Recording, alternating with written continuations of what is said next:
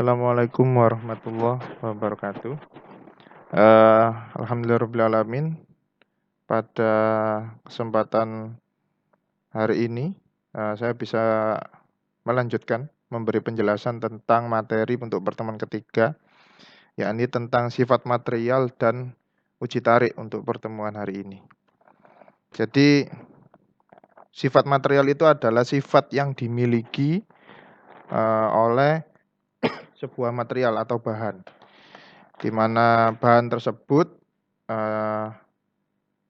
nantinya kita perlu untuk mengetahui apa itu sifat mekanik, dikarenakan pada proses mendesain produk.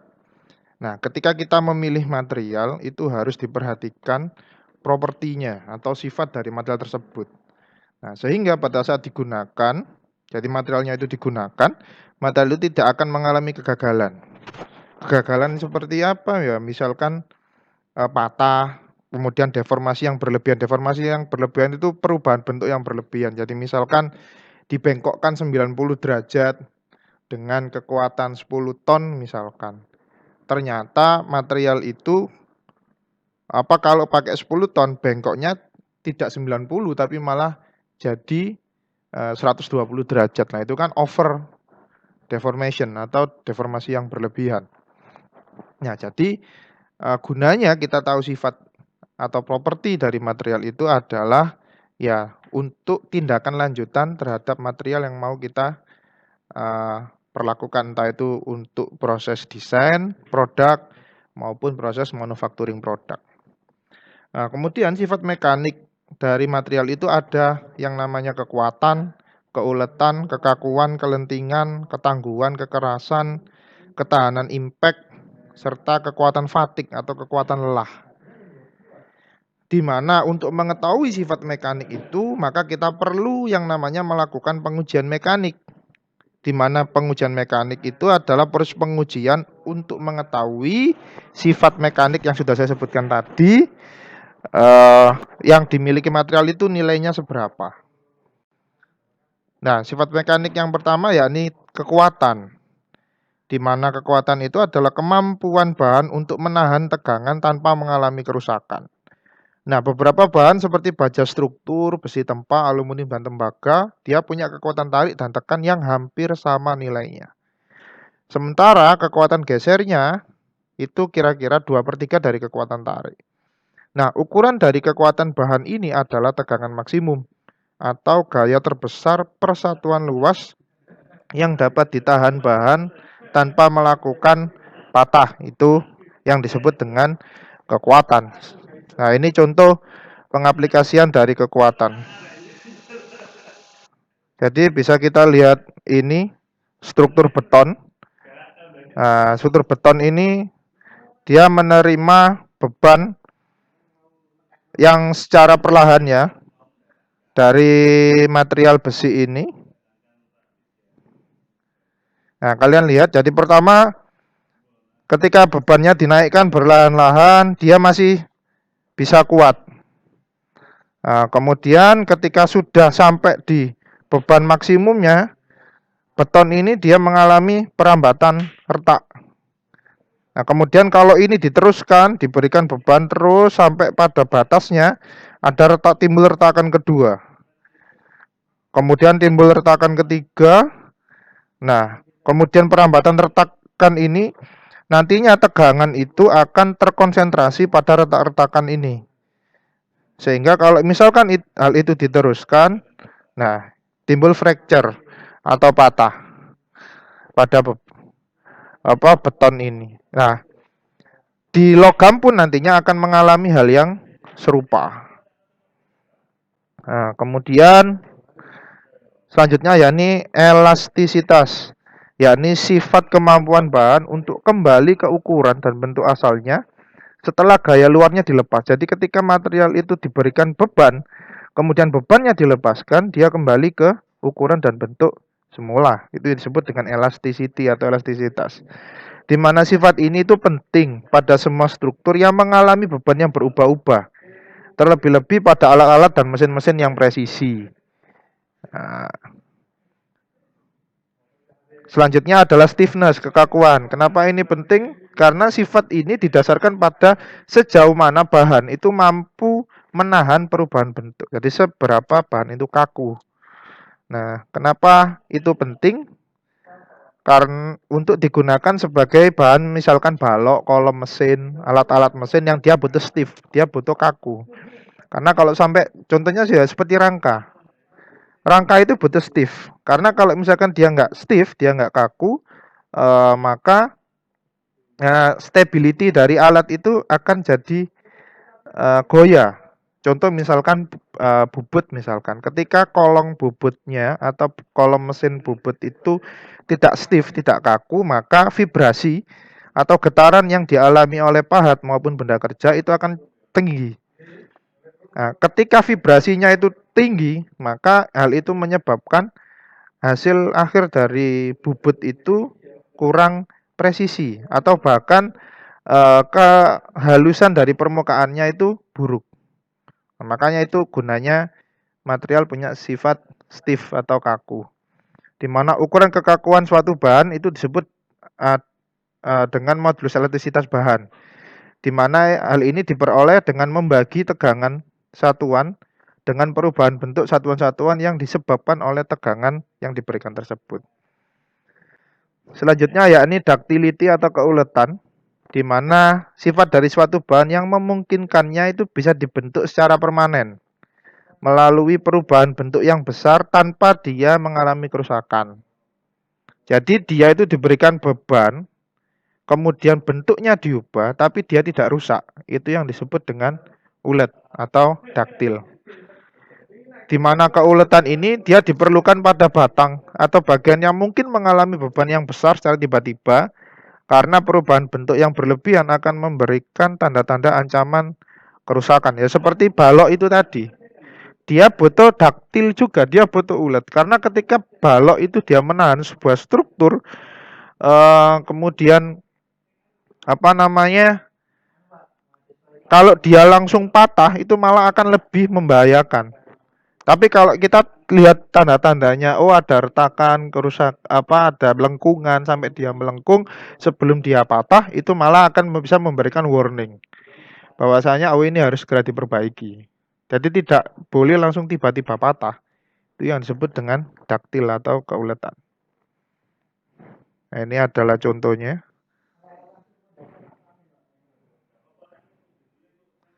Nah, ini contoh material logam yang mengalami pengujian tarik. Nah, jadi dia ditarik. Nah, kalau kita perlambat ya. Jadi logam ini ditarik supaya kita tahu berapa nilai tegangan maksimum dari logam. Ya. Jadi ketika beban ditambah, dia mengalami penyempitan. Atau istilahnya kita sebut dengan necking. Nah, kemudian setelah dia mengalami penyempitan, akhirnya dia mengalami fracture atau patah. Selanjutnya adalah kerapuan atau brittleness. Di mana kerapuan ini dia lawan dari keuletan. Jadi bahan-bahan yang rapuh itu dapat rapuh secara tiba-tiba tanpa tanda-tanda bila tegangan melampaui kekuatannya. Ini yang tidak bisa kita pakai di baja struktur ya. Kita nggak bisa merencanakannya kalau materialnya itu rapuh. Karena dia bisa langsung patah, itu akan membahayakan. Tapi terkadang kita juga butuh material yang brittle. Contohnya di tool peralatan. Karena konsekuensi dari kekerasan material. Jadi ketika material itu sudah sangat keras sekali, dia pasti sangat getas. Maksudnya ya dia nggak bisa menerima beban secara tiba-tiba. Jadi kalau dia kena beban tiba-tiba, misalkan contoh paling mudahnya pahat lah, pahat bubut HSS. Dia itu sangat keras. Tapi ketika pahat itu jatuh, misalkan kamu nggak sengaja pakai jatuh, dia langsung patah. Nah, kemampuan dia langsung patah itu disebut dengan getas. Jadi dia keras, tapi cenderung getas. Karena nggak mampu nahan beban secara tiba-tiba. Selanjutnya adalah ketangguhan, di mana sifat suatu bahan yang memungkinkan menyerap energi pada tegangan yang tinggi tanpa mengalami patah. Yang biasanya di atas batas elastisitas untuk ketangguhan. Selanjutnya ada daya lenting atau resilience, di mana sifat bahan yang mampu menyerap energi yang terjadi akibat beban benturan atau pukulan secara tiba-tiba tanpa menyebabkan perubahan bentuk yang permanen. Itu disebut dengan daya lenting atau resilience. Jadi dia terima beban tapi dia nggak penyok. Atau mungkin dia penyok tapi langsung balik ke bentuk semula. Nah, sifat ini pada baja itu digunakan contohnya di pegas, seperti pegas mobil, kereta api, jam, dan sebagainya. Di mana energi harus cepat diserap tanpa terjadi perubahan bentuk permanen. Karena ya contohlah kalau pegasnya mobil lah, ketika dia menyerap apa namanya, dia menyerap energi, dia akan minggat, ya kan? Kemudian setelah energinya terserap, kemudian dia dilepaskan, dia akan kembali ke bentuknya semula tanpa dia mengalami kerusakan. Nah, ini contoh material yang brittle dengan daktil. Dimana kalau material brittle ketika dia patah, dia lurus ya. Tapi kalau daktil, dia cenderung seperti mengerucut.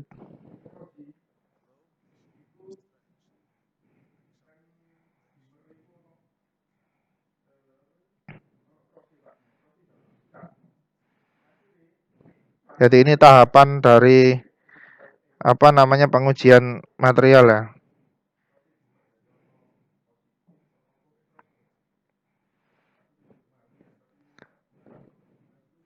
Jadi ketika dia necking, kurvanya itu nanti akan turun ketika dia sudah mengalami necking.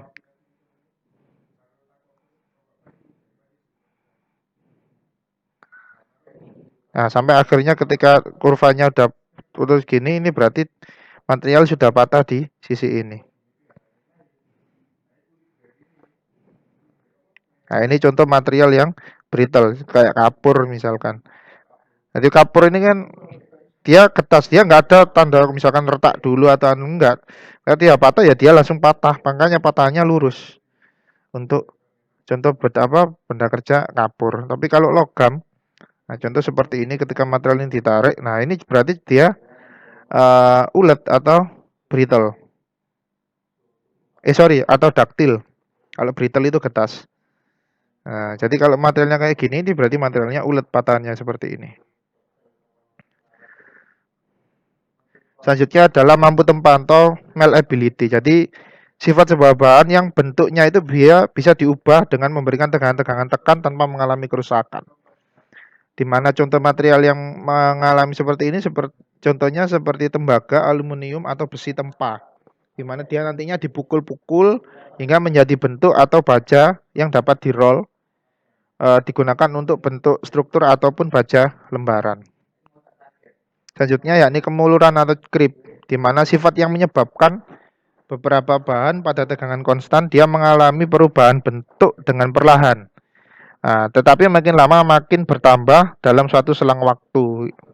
Itu disebut dengan creep. Dia dia malah berubah bentuk tapi lambat perubahan bentuknya. Nah, pada perancangan ketel, turbin, dan motor bakar, serta mesin-mesin yang bekerja di atas 600 derajat Fahrenheit, sifat kemurahan ini itu sangat penting. Kenapa? Karena ketika kita nggak tahu creepnya, kemulurannya, maka ketahanan material terhadap heat atau panas itu bisa menyebabkan kebocoran pada mesin-mesin ketel, turbin maupun motor. Kalau misalkan terjadi kebocoran itu, maka power yang dipindahkan itu akan berkurang. Selanjutnya yakni tentang uji tarik material. Nah, jadi ketika kita ngomong uji tarik material, kita bicara tentang konsep tegangan. Jadi tegangan itu adalah gaya yang dikenakan pada benda dibagi dengan luas penampang benda. Jadi kalau secara ringkas, tegangan itu sama dengan gaya yang diberikan, force-nya itu berapa, dibagi dengan luas penampang dari bahan. Nah, luas penampang ini kan macam-macam. Ada yang lingkaran, ada yang balok, ada yang persegi. Nah, sehingga rumus luas penampangnya itu ya tergantung dari area penampangnya ini. Jadi tidak selalu PR kuadrat. Kalau itu lingkaran ya pasti PR kuadrat. Tapi kalau itu persegi, kalau itu balok, berarti kan sisi kali sisi atau panjang kali lebar. Nah, satuannya adalah Newton per meter persegi. Di mana gaya kan satuannya Newton, sedangkan luas penampang satuannya meter persegi. Makanya satuannya adalah Newton per meter persegi atau Pascal. Kalau dilambangkan berarti QT atau tegangan tarik itu sama dengan F per A, di mana F adalah gaya dan A adalah luas penampang. Nah, selanjutnya adalah regangan. Jadi ketika sebuah bahan atau gaya yang dikenakan pada benda, material akan mengalami deformasi atau perubahan bentuk. Di mana batang sepanjang L misalkan, dia diberikan beban W, maka batang akan berdeformasi atau berubah bentuk, mengalami perpanjangan sebesar delta L. Jadi dia akan bertambah panjang sebesar delta L. Di mana regangan batang itu sama dengan perpanjangan batang atau delta L dibagi dengan panjang batang mula-mula. Nah, delta L ini nilainya adalah LT per LF. Nah, jadi kalau kita uraikan, delta L itu sama dengan LF min LT. Jadi di mana LF itu adalah panjang akhir, sedangkan LT itu adalah panjang mula. Jadi delta L itu adalah panjang akhir dikurangi panjang mula, di mana L-nya adalah panjang mula. Nah, satuannya itu bisa karena di sini delta L itu satuannya adalah milimeter dan L satuannya milimeter, maka regangan itu tidak memiliki satuan. Atau misalkan kalau ditanyai persentase nilai tegangan, maka rumusnya regangan sama dengan delta L per L dikali 100%. Ini kalau yang ditanya adalah berapa persentase dari tegangan material. Nah, selanjutnya yakni pengujian tarik. Nah, pengujian tarik ini adalah pengujian yang mudah, tidak mahal, namun spesimen itu akan rusak ketika diuji. Dimana kalau distandarkan, misalkan ini contoh standarnya pakai ASTM E8, dimana ASTM E8 ini adalah standar test method, jadi standar pengujian untuk pengujian tarik pada material logam. Nah, di mana di sini standarnya adalah diameternya 3/4 in, diameter luarnya outernya, kemudian reduction sectionnya adalah 2/4 in, kemudian panjang gauge-nya adalah 2 in, di mana radiusnya adalah 3/8 inch untuk radiusnya. Kemudian diperlukan mesin untuk pengujian, yakni mesin uji tarik, di mana mesin uji tarik ini nantinya akan memberikan gaya tarik pada spesimen, kemudian mengukur perubahan panjang, lalu merekam reaksi material ketika ditarik, di mana outputnya adalah kurva gaya dibanding dengan perubahan panjang. Nah, ini adalah contoh dari mesin uji tarik, di mana mesin uji tarik ini dia punya movable upper crosshead. Jadi di bagian atasnya ini dia bisa bergerak naik dan turun. Kemudian ini adalah spesimen nanti yang akan diuji, diletakkan di sebelah sini. Kemudian ini adalah load dial, di mana dial ini dia menunjukkan beban yang diterima oleh material. Kemudian ini adalah motor dan kontrol beban. Jadi kontrol pembebanannya ada di mesin ini. Kemudian di tengahnya spesimennya ini biasanya ada yang dipakaikan extensometer, ada yang tidak. Jadi tergantung mesinnya ya. Tidak semua mesin uji tarik pakai extensometer. Nah, kemudian data yang kita dapatkan dari mesin uji tarik itu yang pertama adalah di data spesimen. Jadi dari data spesimen awal yang kita dapatkan adalah diameter awal atau DO. kemudian luas penampang awal atau A0, kemudian panjang awal. Ini yang kita dapatkan dari data spesimen. Sedangkan dari data yang dapatkan di mesin adalah yang pertama gaya yang diberikan di tiap titik itu berapa, kemudian nilai perubahan panjang yang terjadi di tiap titiknya. Itu yang data yang kita dapatkan dari mesin. Nah, ini adalah grafik yang kita dapatkan dari mesin, biasanya modelnya kayak gini.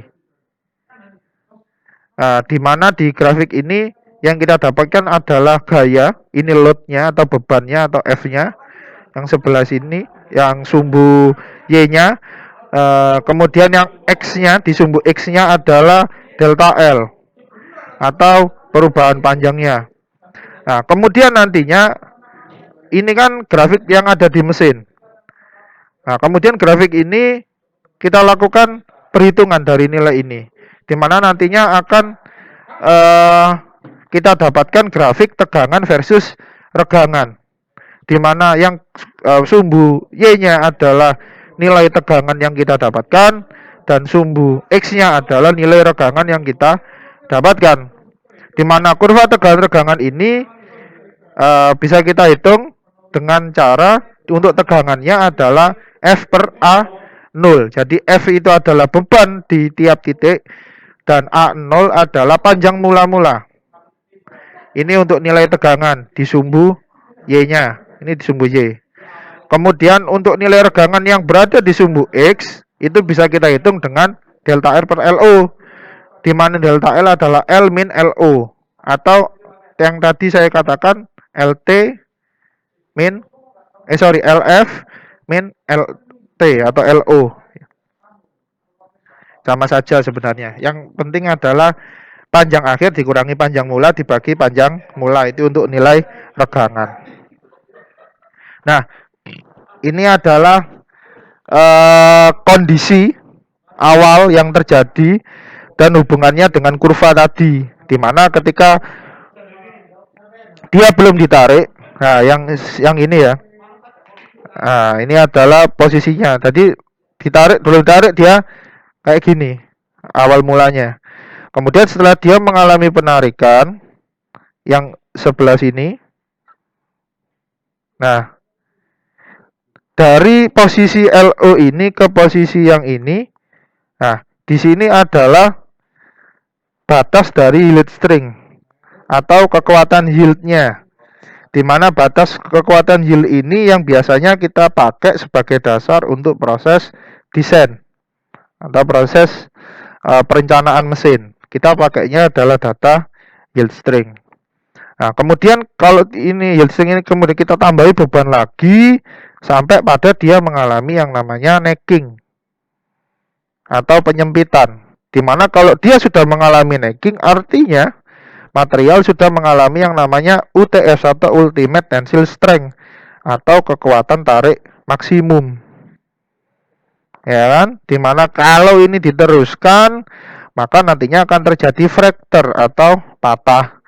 Dimana kalau material sudah mengalami patah, nah, maka di sini adalah nilai tegangan patahnya atau fracture strength. Nah, kalau kita petakan kurva ini, maka di daerah mula sampai ke pertambahan panjang, ini yang kita sebut dengan elastic strain atau regangan elastis, di mana terjadi yang namanya deformasi elastis, atau dalam artian ketika material ini ditarik ini dan beban dilepaskan, material masih bisa kembali ke dimensi awal. Tapi ketika dia sudah melewati yield strength atau batas elastis masuk ke area plastis, atau di sini disebut dengan plastis strain atau regangan plastis, maka material sudah tidak bisa kembali ke bentuknya semula. Sehingga di area ini, area sampai sebelum necking, dia dinamakan uniform plastic deformation atau perubahan plastis secara menyeluruh atau secara uniform. Nah, kemudian ketika dia mengalami setelah mengalami necking, area yang di sini dinamakan non-uniform plastic deformation atau deformasi plastik yang non-uniform atau yang tidak seragam setelah dia mengalami necking. Tapi sebelum dia mengalami necking, dia masih seragam. Tapi ketika dia sudah mengalami necking, dia sudah tidak seragam. Nah, sehingga tidak direkomendasikan ketika kita merencanakan material itu sampai melewati YTS atau limit strength. Jadi kalau misalkan kita mau, ya ini tergantung kebutuhan ya. Kalau misalkan kita niatnya mau mendesain sebuah struktur, maka patokannya adalah yield strength. Jadi jangan sampai beban yang diberikan ke material itu melebihi yield strength-nya. Tapi kalau kita mau manufaktur, mau merubah bentuk material, maka kita memberikan beban itu lebih dari yield strength tapi kurang dari UTS atau kurang dari limited strength. Nah, karena kalau sudah sampai UTS maka benda bisa rusak. Jadi yang penting kita kan memberikan beban deformasi ke material tanpa merusak. Makanya disebut di uniform plastic deformation. Nah, jadi deformasi elastis itu apa? Untuk metal yang diberikan gaya tarik itu berlaku hukum Hooke namanya. Di mana tegangan proporsional dengan tegangan proporsional itu sama dengan modulus elastisitas dikalikan dengan regangan pada daerah elastis. Jadi ini adalah tegangannya, kemudian E besar ini adalah modulus elastisitas, dan E kecilnya adalah nilai regangan. Kemudian deformasi di mana hubungan tegangan dan regangan itu adalah proporsional, yang disebut dengan deformasi elastis. Di mana deformasi elastis ini sifatnya dia tidak permanen. Artinya, jika beban yang telah diberikan atau loading kemudian dihilangkan, unload, maka benda akan kembali ke bentuknya semula. Makanya disebut dengan deformasi elastis.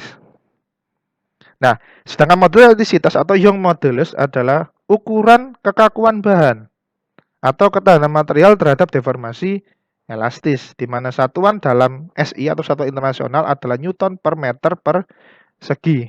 Di mana semakin besar nilai modulus elastisitas bahan, maka material akan semakin kaku. Tapi jika semakin kecil regangan elastisitas, tapi nantinya semakin kecil regangan elastis untuk suatu beban yang dikenakan.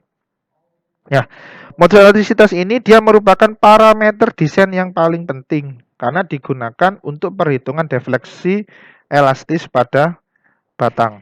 Jadi perhitungan defleksinya itu pakai modulus elastisitas. Nah, ini adalah temperatur ruang, daerah elastis dan shear modulus serta Poisson ratio pada beberapa variasi dari campuran logam. Jadi ada aluminium, ada brass, copper, magnesium, nikel, steel, titanium, dan tungsten. Di mana beberapa campuran logam ini dia punya modulus elastisitas, shear modulus, dan Poisson ratio. Nah, pada beberapa material misalnya besi cor kelabu, polimer, beton, kurva tegangan-regangannya itu tidak linear. Jadi maksudnya tidak linear itu ya tidak sama. Sehingga modulus elastisitas adalah secant modulus atau tangen modulus. Jadi di sini slope, ada namanya slope. Jadi kalau dalam posisi standar, kurvanya kan gini. Nah, tapi di beberapa material, contoh misalkan polimer, kalian tidak akan mendapati model gini. Modelnya malah gini. Tidak ada ini. Jadi tidak ada yang namanya nilai upper yield sama lower yield. Kalau model gini kan seperti yang tadi misalkan. Seperti kalau ada gini-gininya, ada ringgik-ringgiknya, ini kan ada nilai yang disebut dengan upper yield. Jadi nilai yield atas dan juga lower yield atau nilai yield yang bawah. Nah, biasanya untuk penentuan nilai yield kita pakainya yang lower yield. Nah, tapi kalau di polimer kita tidak akan memenuhi bentuk seperti itu. Malah ya gini, cenderung setelah kurva gini langsung lurus gini.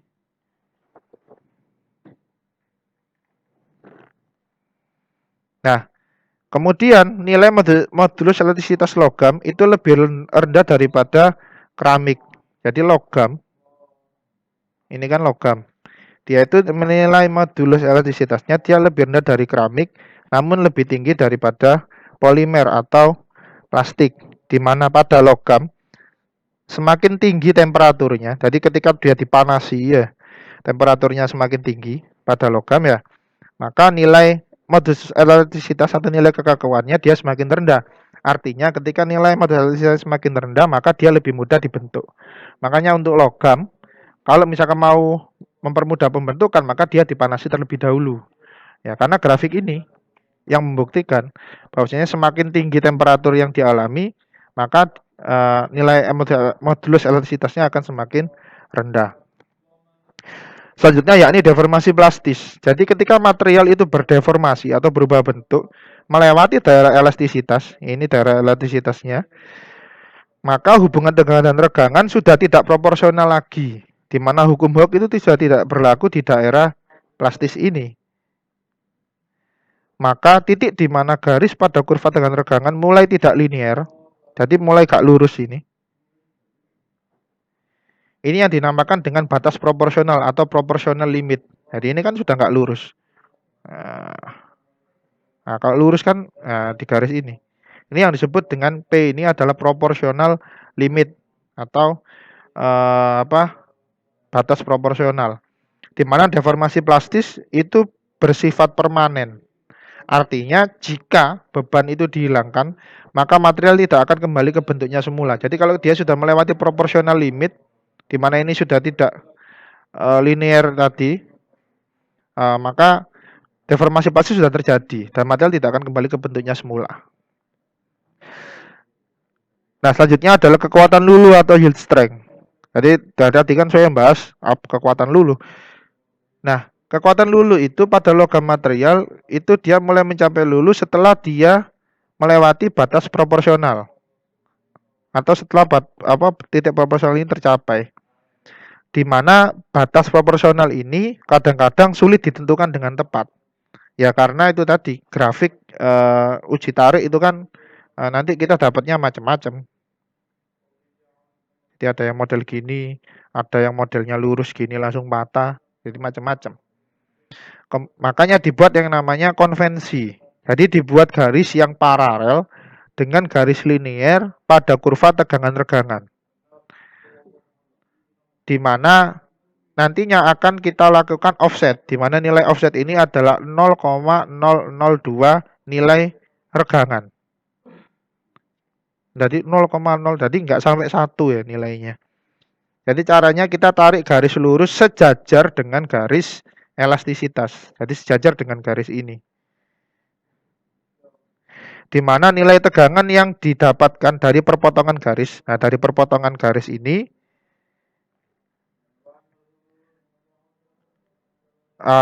nilai tegangan yang didapat dari perpotongan garis yang dibuat tersebut ini dengan kurva tegangan regangan pada daerah plastik ini yang dinamakan kekuatan lulu. Jadi ketika kita sudah narik garis yang lurus dengan garis elastisitas ini sejauh 0,02 regangan, maka kita dapatkan nanti kekuatan luluh atau modulus yield. Nah ini caranya kalau misalkan nggak kelihatan ya untuk modulus yieldnya. Nah beberapa baja dan material itu menunjukkan titik luluh yang berbeda-beda pada kurva tegangan regangan.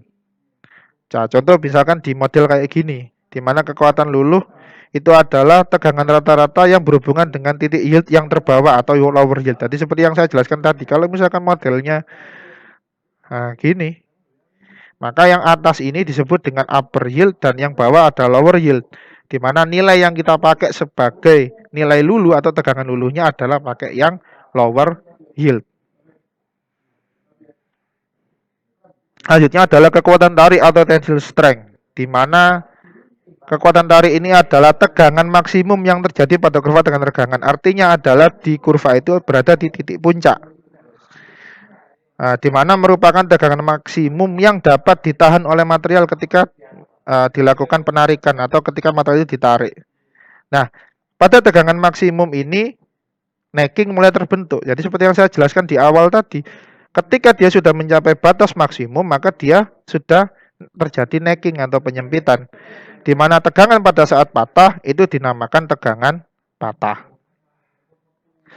Selanjutnya adalah duktilitas. Jadi keuletan atau daktil itu adalah ukuran derajat deformasi plastis yang dapat ditahan pada saat patah. Di mana suatu material yang sedikit atau tidak mengalami deformasi plastis sebelum patah, dia dinamakan material yang brittle atau getas. Kalau di kurva ini, ketika material itu hanya sedikit, jadi areanya cuma segini, dia langsung patah. Jadi areanya hanya yang warna biru ini. Jadi ketika dia ditarik, langsung patah di sini. Ya, material yang punya kurva seperti ini dinamakan material yang brittle atau getas. Nah, daktilitas itu dinyatakan secara kuantiti dalam persen perpanjangan atau persen reduksi luas penampang. Jadi persentase perpanjangan atau persentase luas penampang itu untuk mengukur nilai dari ductility atau keuletan. Nah, rumusnya adalah seperti ini. Persentase dari ductility-nya, persentase perpanjangan adalah LF min LO, jadi panjang akhir dikurangi panjang awal dibagi LO dikali 100%. Ini 100% ya. Di mana LF itu panjang saat patah dan LO adalah panjang semula. Kalau misalkan ditanyanya adalah AR atau persentase reduksi penampang, maka nilainya adalah A0 itu adalah luas penampang mula-mula dikurangi luas penampang fracture atau luas penampang ketika patah. Yang jelas karena dia mengalami necking, maka luas penampang patahnya itu lebih kecil daripada luas penampang mula-mula. Dibagi dengan luas penampang mula-mula dikali 100%. Nanti hasilnya itu berupa persentase. Nah, ini contoh reduction area, persentase reduction area. Ya, di sini diameter inisialnya adalah 12,5 mm untuk nilai diameternya. Kalau dari 12,15 ini maka luas penampangnya adalah 116 mm persegi atau A0. Kemudian ketika dia mengalami necking, penyempitan, maka diameternya jadi 9,46. Nah, maka kalau dari sini, karena ini berupa lingkaran ya, pi r kuadrat, untuk rumus luas penampangnya ya, maka areanya itu jadi 70, luas penampangnya itu jadi 70 mm persegi. Ini yang disebut dengan luas penampang akhir, kalau ini luas penampang awal. Sehingga reduction areanya adalah A0 dikurangi AF dibagi A0 kali 100, maka 116 dikurangi 70 mm persegi, dikurangi milimeter persegi. Ini milimeter, habis semua satuannya, dikali 100, maka reduction areanya adalah sebesar 40%. Ini cara menghitung reduction area. Coba kalau misalkan cara menghitung persentase penampang ya sama seperti tinggal dimasukkan saja pakai yang rumus ini tadi. Jadi kalau misalkan panjang mula-mulanya itu adalah 20 misalkan. Kemudian dia ditarik jadinya 30, ya kan? Jadi LO-nya 20, LF-nya itu 30 mili, maka persentase EL itu LF min LO per LO kali 100, maka 30 per 20 per 20 kali 100. 30 per 20 kan 10. 10 per 20. Ya kan? 100 kali 100. Ya kan? Berarti setengah dari 100 sama dengan 50%. Gini. Nah, duktilitas itu dia menunjukkan pada perancangan seberapa besar deformasi plastis yang terjadi sebelum struktur itu patah. Jadi fungsi dari duktilitas itu. Dia juga menunjukkan besarnya deformasi atau perubahan bentuk yang diizinkan selama proses fabrikasi. Jadi ini ada dua fungsi ya, kenapa kita butuh daktil. Kalau di perancangan, kita butuh berapa besar deformasi yang terjadi sebelum material itu patah atau material itu rusak lah. Kira-kira nilainya itu seberapa besar. Tapi ketika untuk proses fabrikasi atau manufaktur, maka deformasi yang diizinkan selama proses manufaktur itu berapa besar. Nah, itu. Nah, ini adalah yang menunjukkan bahwasanya duktilitas atau keuletan dia meningkat dengan naiknya temperatur. Jadi semakin besar temperaturnya, maka duktilitasnya juga semakin meningkat. Nah, ketika duktilitasnya semakin meningkat seiring dengan naiknya temperatur, dia lebih mudah diproses, lebih mudah dibentuk. Kalau itu di pabrikasi atau di manufaktur.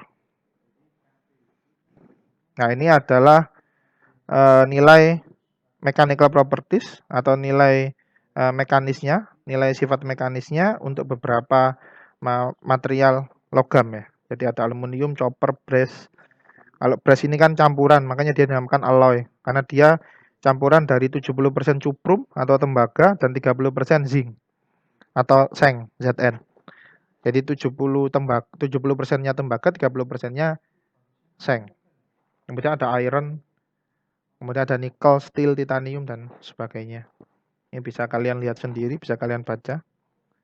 Selanjutnya adalah kelentingan, di mana kapasitas material untuk mengabsorb energi ketika berdeformasi elastis atau loading dan memberikan energi tersebut ketika beban dilepaskan atau unloading. Jadi seperti yang saya jelaskan di awal tadi, apa itu sifat kelentingan.